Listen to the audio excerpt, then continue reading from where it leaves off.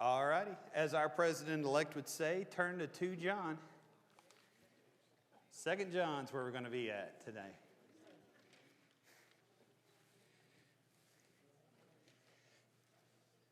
It's a good day. We've had lots of good stuff happen today. As I mentioned, Tucker was baptized Friday night.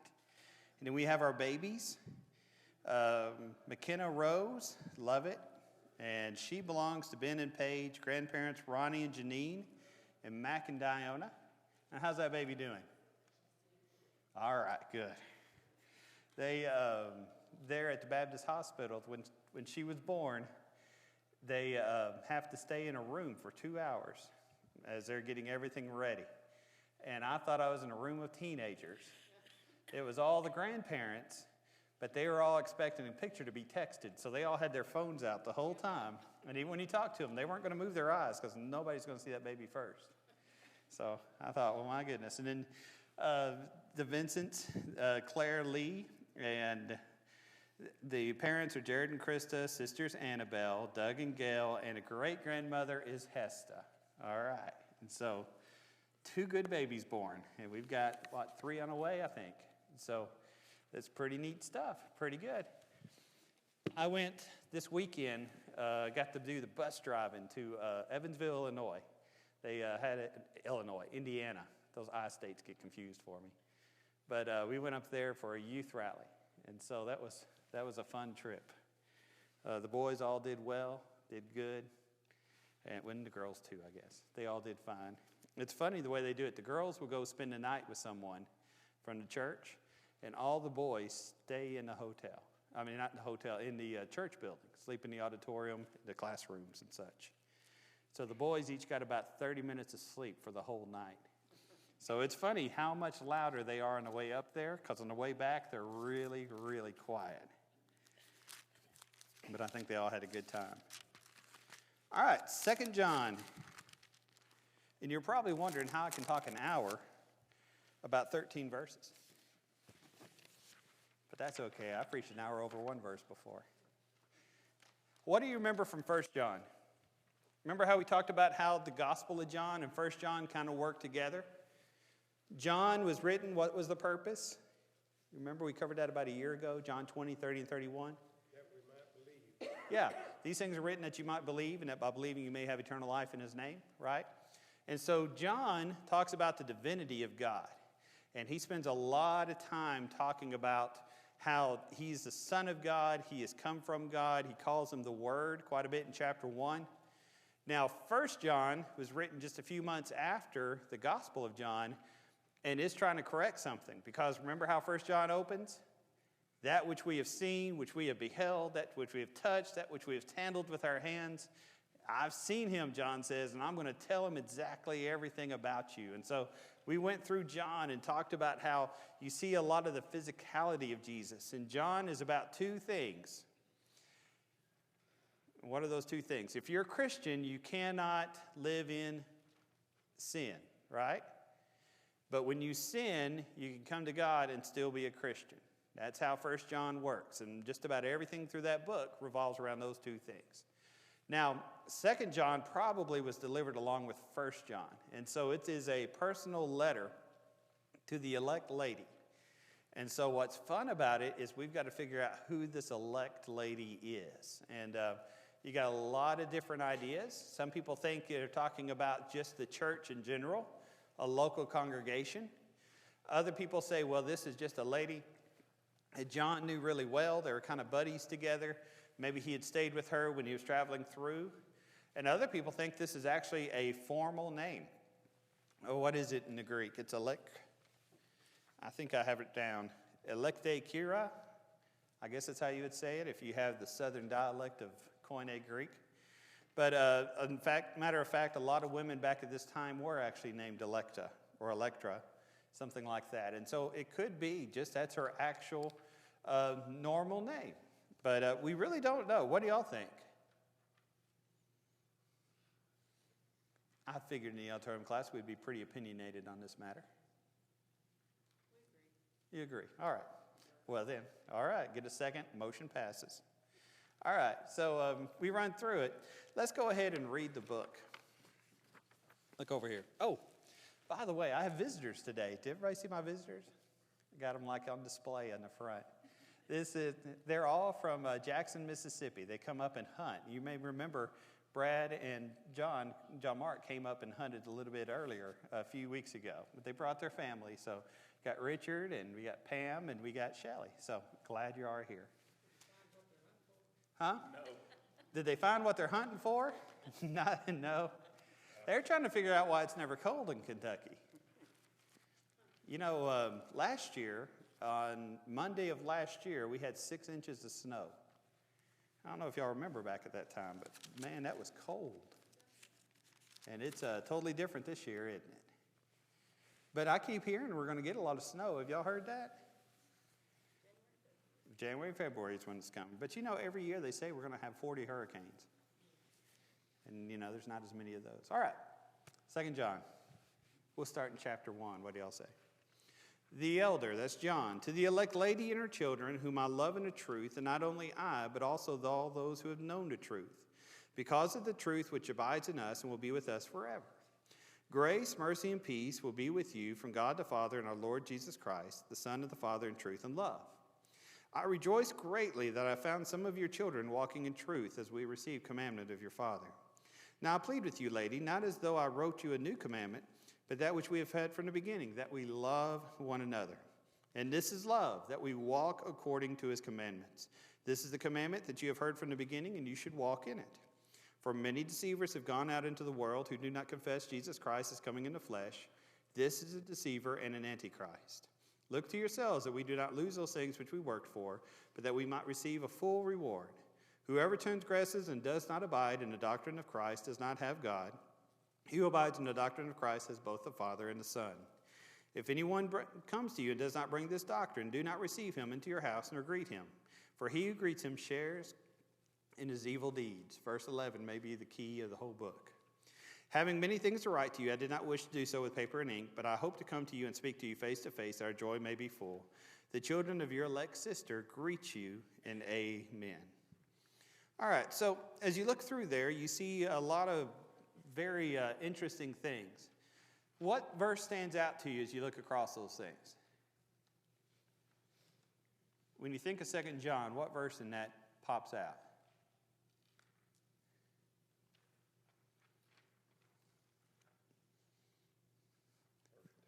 Verse 2, okay? The truth abides in us and will be with us forever, okay? Notice, if you will, verse 1 and 2, how many times is the word truth used? 3 times there, right? Over and over and over. Truth is an important word to John, right? We talked about that a little bit last week. And you go back to the Gospel of John. The law came through Moses, but grace and what? Truth came through Jesus Christ, right? John 1.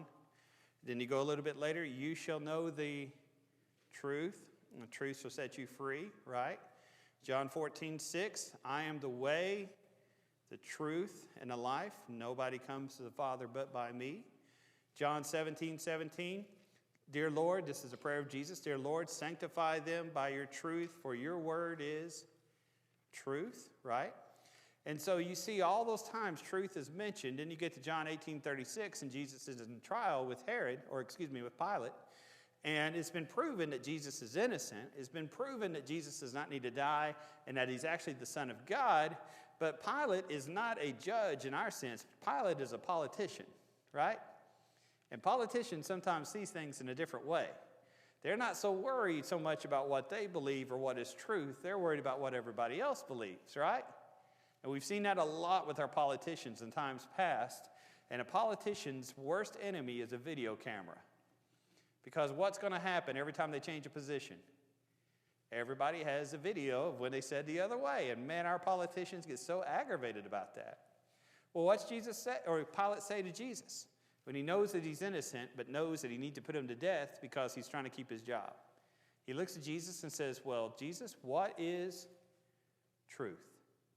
In other words, what does this really matter? I don't really care if you're innocent because I'm going to wash my hands and try to keep my job. And that's what you see Pilate doing. Now, Is there any precedent to that today? Are there people who maybe know the truth but sometimes don't want to obey the truth? Maybe because of family or circumstance or maybe just their own pride. And so they think they can wash their hands and be done with it? Yes, sir, Dan. Also, along that line, verse 3, Yeah. just like Paul mentions the grace of God, it says grace, mercy, and peace will be with you.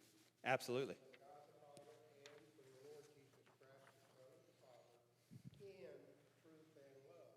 Yes. We often, as families, have turmoil. We don't know how to keep the peace, but it's in God that we can keep the peace, keep from going crazy with the troubles that come with a family. Right. And so here is a hope. Right. A hope, God, truth and love. They just go hand in hand. Truth and love just go hand in hand. They have to be together, don't they? You can't have the church without truth, and you can't have the church without love. They're both very important. That's a very good point. Going back to like with what you said and what Dan said, you see that idea of love and how love is necessary, especially in the family. In your family, if you always got what you deserved, how would your family work? Very good? Have any of y'all ever had teenagers in the house? Do you have to have grace and love and mercy with teenagers? Oh my goodness, right? They'll wear you out, right? As we mentioned before, a lot of our families are bringing home newborns, okay? Do newborns, they haven't done anything to deserve all those sleepless nights, all that fortune that's going to come from diapers and formula and whatever else you buy those little critters, right? But you show grace, love, and mercy to them because you love them so much. One thing that happens wrongly sometimes in a congregational context is we forget that idea of love and grace and mercy showing to one another, and we start treating people the way they deserve, right? Hey, so-and-so sat in my pew. I'm going to be angry at them, right? Or so-and-so didn't talk to me, so I'm not going to talk to them. Or I like this person, but I don't like that person, or whatever else it may be. In order for a congregation to be able to grow and be what God wants it to be, there's got to be that love which is shown and that grace where there's forgiveness. Remember Jesus 2 times in Matthew 18 and Matthew 6, 2 times Jesus says our forgiveness is related to the forgiveness that we show to other people. And I think of all the commands or all the things in the Bible, perhaps that's the scariest to me. Because imagine if God forgave you only as much as you forgive other people. Where would you be? You know, sometimes I'm like Peter. Hey, I forgave somebody 3 times, or I forgave somebody 7 times. And what's Jesus say? 70 times 7, right? Or a translation may say 70 times 70. In other words, a whole lot more, almost 500 times. That's not a literal 500, but that's got to be the spirit, because I forgive people because I want God to forgive me. So those are good statements there. Now look there in verse 9. Verse 9 is usually what you'll run across when people are talking about this. Whoever abides, how does it say? Whoever goes ahead and does not abide in the doctrine or teaching of Christ does not have God. But whoever abides in the teaching has both the Father and the Son. Notice the wording he uses there.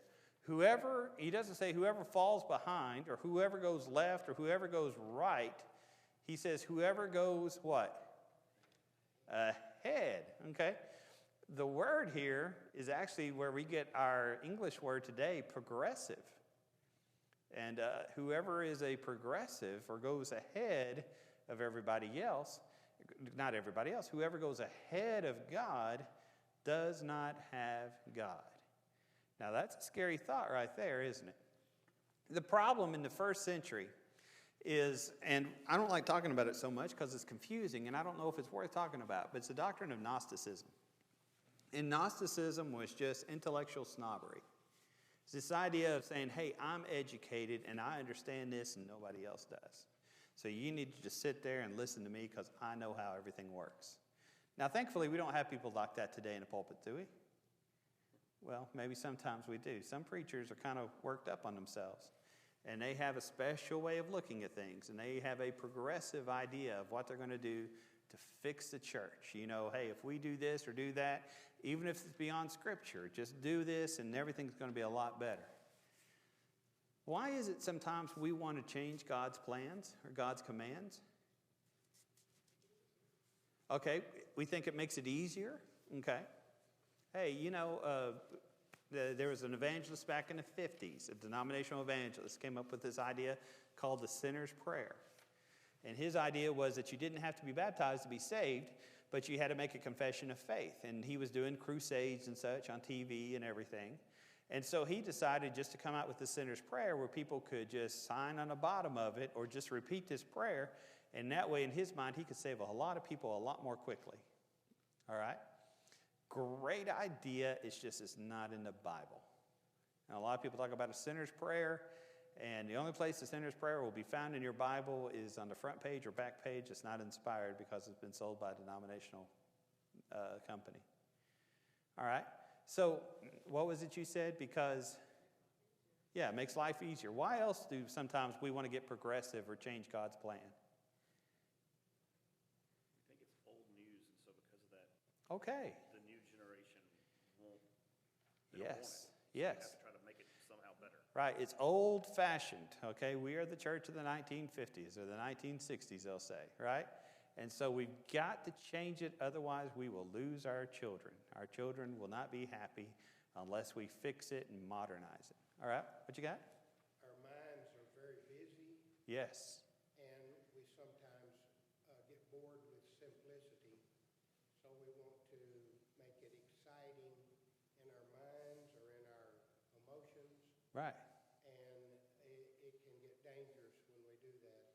The Lord's church is so profound and simple, but we sometimes just can't be pleased with it. That's right. That's right. It's so simple, and a lot of times we just want to make it harder, right? You just want to make things harder and more complicated. And maybe sometimes that's because we want to look smarter. Sometimes maybe it's because we want to be more sophisticated. Sometimes maybe it's because we want to appeal to someone else. And so people sometimes don't like the plain old simple gospel. Often it's after ignorance because people don't know the truth. Right. People don't know the truth. And a lot of times you'll talk to somebody about spiritual matters and they'll say, hey, I got to go talk to my pastor. I got to go talk to my priest. Got to go talk to my preacher. Because they haven't taken the time to just study the Word and be able to answer for those things that are there. Right? Like the Bereans, Acts 17:11. They heard Paul the Apostle preach, and when they did it, they went home and did what? They studied their Bible, studied the Scriptures to see if those things he was saying was true or not. Okay? That's a good point as well. Why else? Why do you think else people will want to get progressive?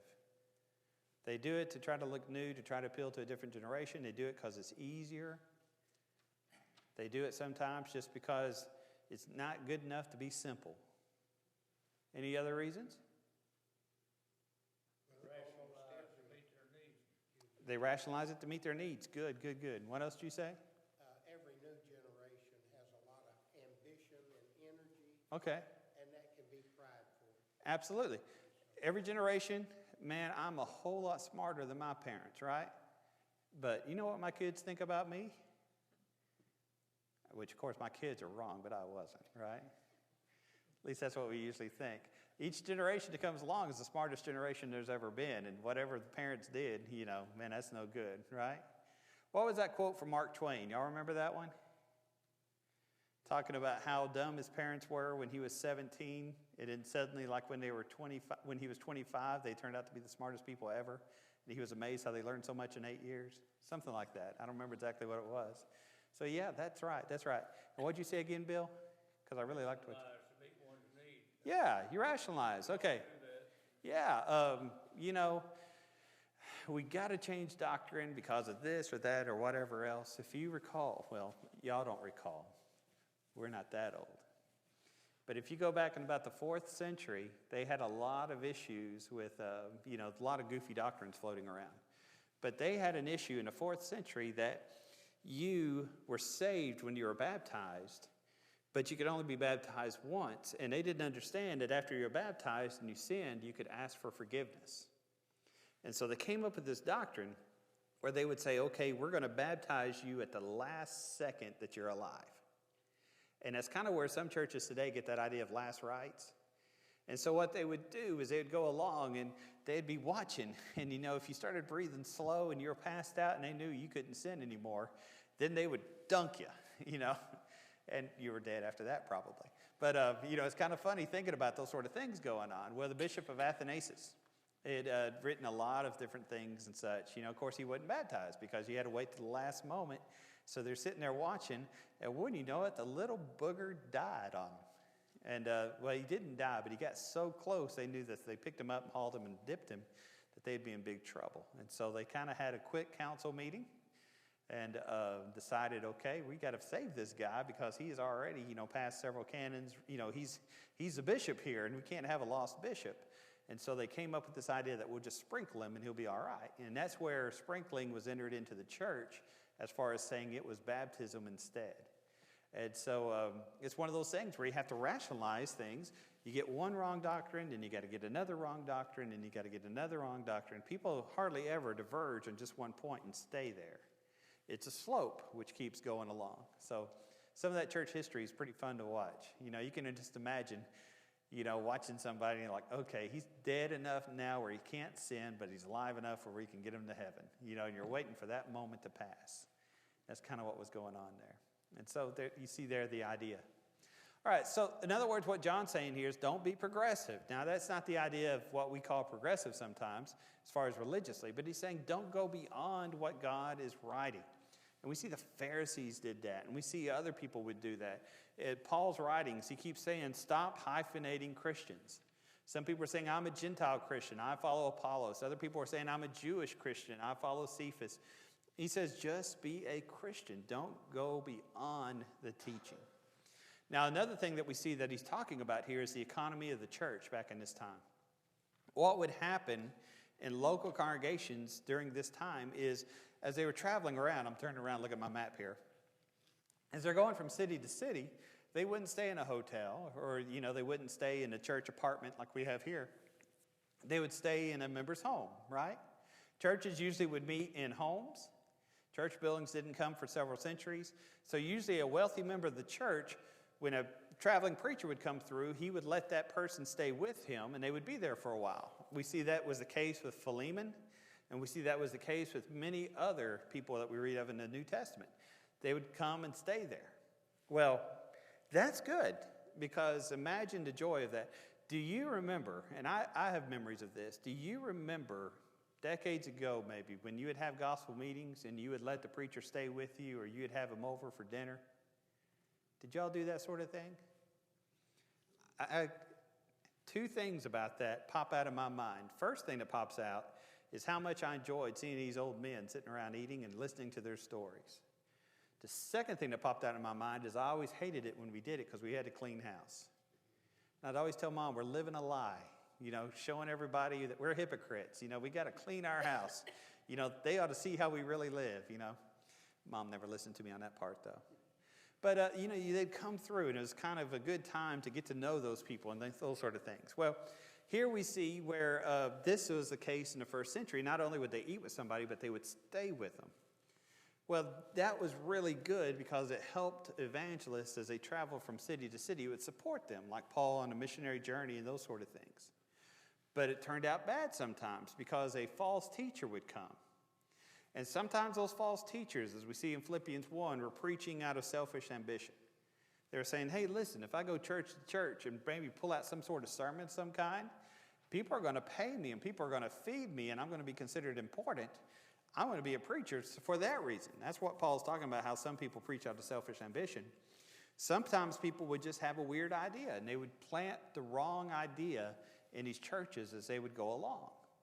And so what 2 John is written about is telling this person or this congregation, which is hosting preachers, coming through here through Asia Minor, when you have somebody come in, make sure they're preaching the gospel of Christ before you support them. Don't support somebody who hurts the church and brings the church down. Now, to you and I, that seems to make a lot of sense, right? We ought to already know that. But is there a danger today of people supporting folks who aren't preaching truth? A lot of times it happens. Why does it happen, you think? We're not paying attention, right? We're blinded by personality or whatever else it might be. If you look at our brotherhood today, as far as churches of Christ, especially in the southeast of the United States, you see a divide. And it's not official. We haven't changed names. It's not like the Christian Church, Disciples of Christ, and Churches of Christ, which in 1906 or here in Benton in 1920 divided, right? But there is a division. There is a conservative or mainline group, and then there is a more progressive or a liberal group. And we still have the same name, but we go to different youth rallies. We have a very different manner or method of worship. And we really don't fellowship between the two sides of us. There's not a lot of fellowship, which is there. Now, one thing I've noticed, progressive churches never plant themselves. What do they always do? They take over a conservative church, and then they change that church. I always find that to be so interesting. It happens all the time in India. India, usually somebody who is on the more conservative side will get a church and they'll make them into, non-Bible class, non-institutional, and things such as that.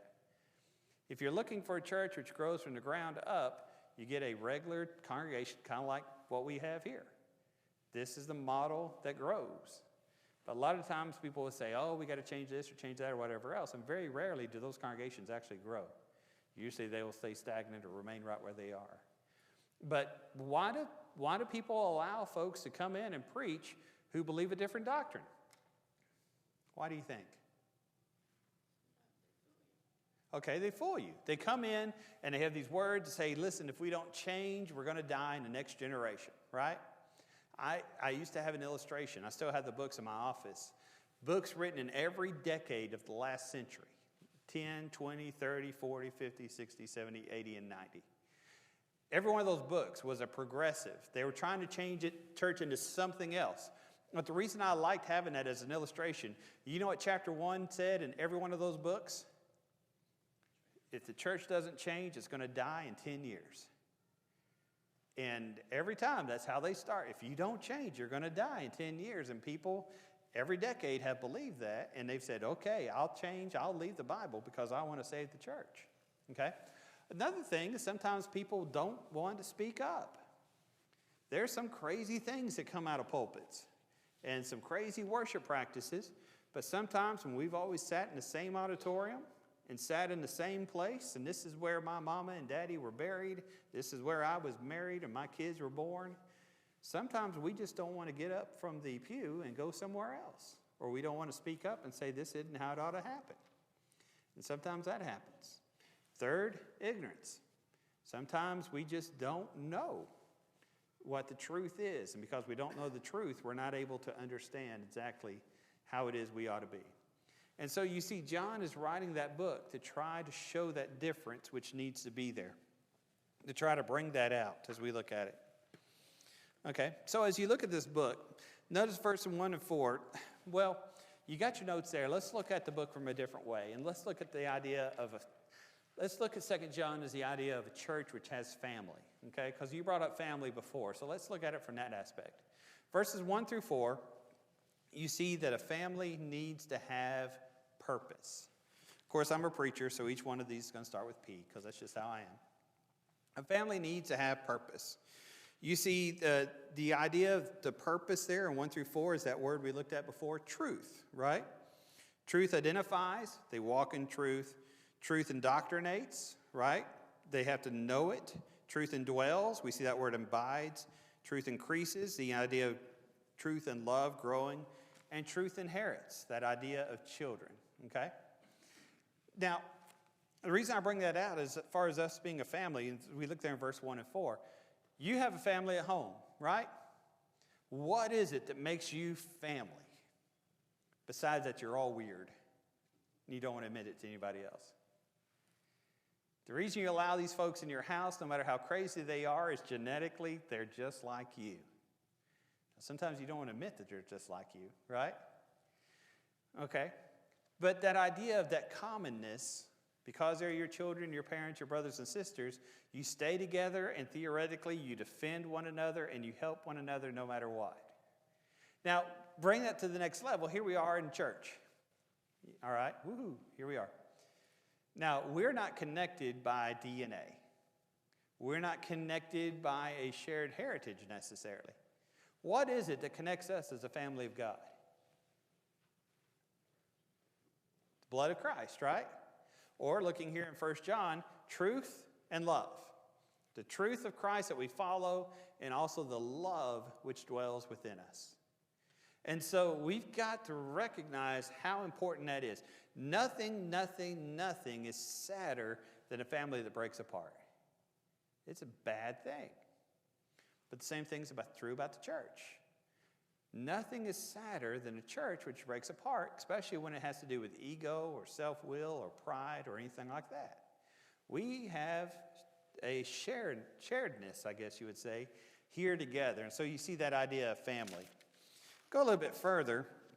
Verses 5 and 6, not only must a family have purpose, 1 and 4, but the family has to pursue. If you look at verses 5 and 6, you're going to see a word, and that word is love, right? See that word love there? What is love? Love is, he says, this is love. That is the concern there. He talks about the command to love, and that's the word walk. And he talks about how love must continue, all right? He says, I continually write these things to you. Why? What do I mean when I talk about how the church, a family, must pursue one another? What happens if you're married and you stop being romantic with your spouse? What happens in a lot of families, especially when they have a kid? All the focus, instead of being on the husband to the wife and a wife to the husband, all the focus goes where? To the children, right? And that works good. In a lot of families, that works really good because, children, they take up a lot of time. And so the focus will all go to the children, and that's what everybody thinks about, and that's what everything works about. You go on all these ball trip things, you go to all these school events and things, and that's the whole identity of everything. And then what happens when those kids are 18? They go to college. The husband and wife look at each other, and they're like, who in the world are you? Right? Because all you are is a mother of my children. And all she might say is, all you are is a father of my children. I don't even know who you are. Okay? Now, for a marriage to be happy, what do the husband and wife need to do? They got to pursue one another. Even if they're tired and tuckered out, they've got to keep that love going. That love has to continue. All right? Bring that to the church context again. We're busy, right? I mean, you've got the benevolence thing going on there and all the work they do on Mondays. I love working here because I'm serenaded by all these children in the preschool every day. It's great. Starting November 1st, every time they go up and down the hall, there's Jingle Bells or Old St. Nick, and the kids have all figured out the song, so we are rocking it now as we're going up and down. You got that going on. You got Travis and his after-school business, all those things going on. You got all these things happening around the church, and this is going, and that's going, and everything else. But what happens in a church when we all get going in different directions and we don't spend time together in worship? We turn into a social club that just does a lot of good community events. We've got to always pursue one another, lift one another up, and recognize why it is that we're together. That's an important thing which you see. And I think it's important as we look through 3 John to see about that. In the third point, verses 7 through 11, 1 through 4, they've got to have a purpose. 5 and 6, they've got to pursue one another. 7 through 11, a family must protect each other. You've got to be protected, right? Look at some of the problems that happens. The key word, 7 through 11, the key word is deceiver. And you'll run across that word quite often. Deceivers, verse 7, exist. Deceivers, verse 8, in danger. Deceivers, in verse 9, extend. They're progressive. They push. And 10 through 11, deceivers must be excluded. Okay? You always have to be careful in the church because there will rise someone who will gum up the works. Paul's very interesting in Acts 20 when he's talking to the Ephesian elders, right? Because he says there's wolves coming. But where does he say those wolves are going to come from? That's the scary part. Where does he say they're coming from? Even from among yourselves, there will be people who will rise up with deceiving doctrines. He says, listen, it's going to happen from within the church. Now, we talk about dangers to the church, and people were scared to death during this election season because we're scared to death of the government, and there may be a reason for that, right? We're scared to death by the heathen crazy people out there. I say that in sort of a funny way, because we're afraid of how the morals are so far away from the church. We're scared to death by all the people who don't even believe in God and don't appreciate the church at all. But while you see all that outside the church, you know where the real danger to the church is? It's not outside. The government's never going to destroy the church. No matter if it's Domitian's government from Rome that tried to crucify everybody. That doesn't destroy the church. And the atheists and the agnostic and the philosophers, they're not going to destroy the church. You know who hurts the church? Us, the people here. That's my illustration. Remember, here's the people, here's the steeple, turn it around. There's some people, something like that. That's the reason they make me teach the adult class, because I can't handle the kids because I don't know the poems. It's the people inside the church that destroy us. Because they're hypocrites, they say one thing and they live something different. Because they refuse to go to the simple gospel, they got their own ideas, they got their own ways, and they want to live in something against it. Because even though they wear the name of Christ, they're not willing to give themselves. And there's nothing worse in the church than somebody who sits on a pew and doesn't give themselves to God. However they find to serve, they need to serve. They need to work in some way.